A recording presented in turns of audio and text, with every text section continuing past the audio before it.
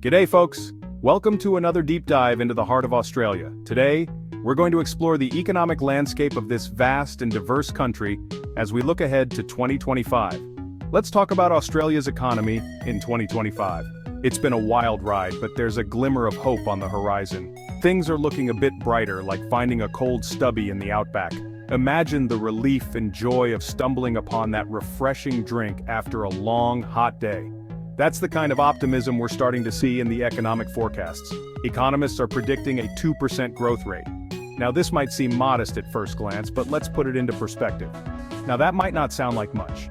However, considering the challenges we've faced in recent years, this growth is a significant step forward. It's a sign that we're moving in the right direction. But hey, after the economic roller coaster of the past few years, we'll take it. The ups and downs have been intense, and a steady climb, even if slow, is a welcome change. This projected growth is a welcome sign. It indicates that businesses are starting to regain confidence, investments are picking up, and there's a general sense of cautious optimism in the air. It means Australia is slowly but surely getting back on its feet.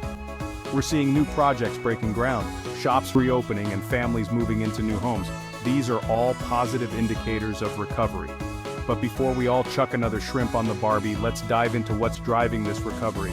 There are several key factors at play here. And more importantly, let's look at the speed bumps we might hit along the way. The road to recovery is rarely smooth, and we need to be prepared for potential challenges. One of the driving forces behind this growth is the investment in renewable energy. Australia has vast natural resources, and harnessing solar and wind power is not only good for the environment but also for the economy. These projects are creating jobs and attracting international investments. Another factor is the rise of the tech industry. Australian startups are making waves globally, and the tech sector is booming. This innovation is leading to new opportunities and driving economic growth. Education and research are also playing a crucial role. Australian universities and research institutions are at the forefront of groundbreaking studies, attracting talent and funding from around the world. This intellectual capital is a significant asset for the country's future. Let's not forget agriculture. The agricultural sector has always been a backbone of the Australian economy. With advancements in technology and sustainable practices, farmers are producing more efficiently and sustainably, contributing to the overall economic health. The healthcare sector is another area of growth. Investments in healthcare infrastructure and services are not only improving the quality of life for Australians but also creating jobs and stimulating economic activity. Australia's diverse and multicultural society is also a strength. The rich tapestry of cultures brings different perspectives and ideas, fostering innovation and resilience. This diversity is a key driver of economic and social progress. Government policies and initiatives are crucial in supporting this growth. Strategic investments, tax incentives, and support for small businesses are all part of the plan to ensure a sustainable and inclusive recovery. However, we must remain vigilant. The global economic landscape is unpredictable, and there are always potential challenges. Trade tensions, geopolitical issues, and environmental concerns could all impact our progress. But with resilience, innovation, and a collaborative spirit, Australia is well positioned to navigate these challenges. The strength of our communities and the determination of our people will be the driving force behind our continued recovery. So as we look ahead to 2025, there's a glimmer of hope at the end of the Aussie outback. With the right strategies and a collective effort, we can build a brighter and more prosperous future for all Australians. Cheers to that. One of the big reasons for the expected growth, good old-fashioned consumer spending. As inflation starts to ease, more on that later, Aussies will have a bit more cash in their pockets. And when people feel more confident about their finances, they're more likely to open their wallets. This means more spending on everything from a flat white at the local cafe to a new ute. This increased demand can lead to businesses hiring more workers, which further boosts the economy. It's a virtuous cycle, mate. But it's not just about consumers loosening their purse strings. Businesses are also expected to play a key role in Australia's economic recovery. We're talking about non-residential business investment, things like buying new machinery, upgrading equipment, and investing in infrastructure. Think of it like this. Imagine a bakery. If they buy a fancy new oven, they can bake more bread, right? That's more money for the bakery, more jobs for bakers, and more delicious bread for everyone. Everyone wins. Remember the housing market roller coaster? Yeah, that was a wild ride. But there's some good news on that front too. Experts are predicting a rebound in the housing market in 2025. Now this doesn't mean we'll see prices skyrocketing like they did a few years ago, but it does mean things are stabilizing. This is good news for homeowners who have seen the value of their homes stagnate or even fall. Okay, time for a bit of a reality check. We need to take a moment to understand where we stand in the current economic landscape.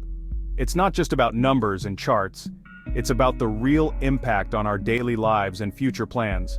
While inflation is expected to ease in 2025, it's still a concern. Economists predict that the rate of inflation will gradually decline. But this doesn't mean we're out of the woods yet. The journey to economic stability is a long and winding road filled with uncertainties and challenges. Remember those rising prices at the supermarket and the petrol station? These are not just numbers on a screen, they represent the daily struggles of families trying to make ends meet. Every trip to the store or the gas station is a reminder of the financial pressures we face. Yeah, inflation is the culprit. It's the invisible force that erodes our purchasing power, making it harder to afford the things we need. From groceries to fuel, the cost of living continues to rise, putting a strain on household budgets. When inflation is high, it eats away at our purchasing power.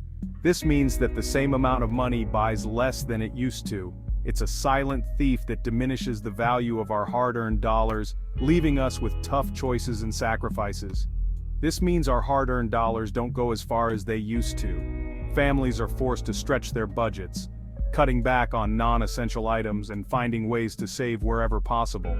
It's a constant battle to balance the books and ensure that there's enough to cover the basics. The Reserve Bank of Australia has been trying to tame inflation by raising interest rates. This is a common strategy used by central banks to control inflation, but it's not without its consequences. Higher interest rates can lead to increased borrowing costs, affecting everything from mortgages to business loans. But these rate hikes can also slow down the economy. When borrowing becomes more expensive, both consumers and businesses tend to cut back on spending. This can lead to reduced economic activity, job losses, and even business closures. It's a ripple effect that can be felt across the entire economy.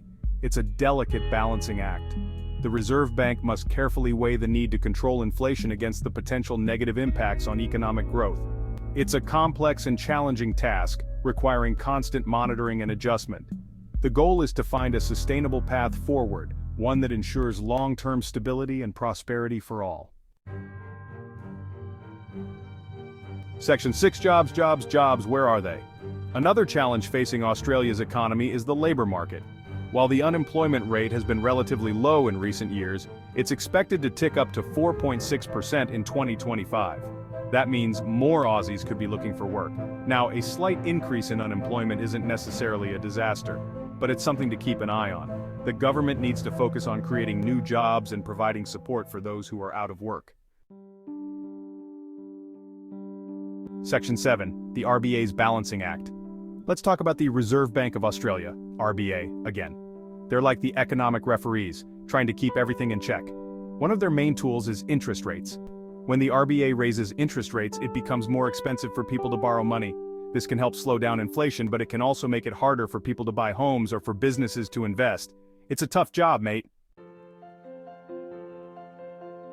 Section 8, a bumpy road to recovery. So, there you have it. Australia's economic outlook for 2025 is a mixed bag. The landscape is dotted with both opportunities and challenges, making it a complex scenario to navigate. On one hand, we see a vibrant skyline, a testament to the country's ongoing urban development and diverse economic activities. This mixed-use urban development is a sign of growth and potential.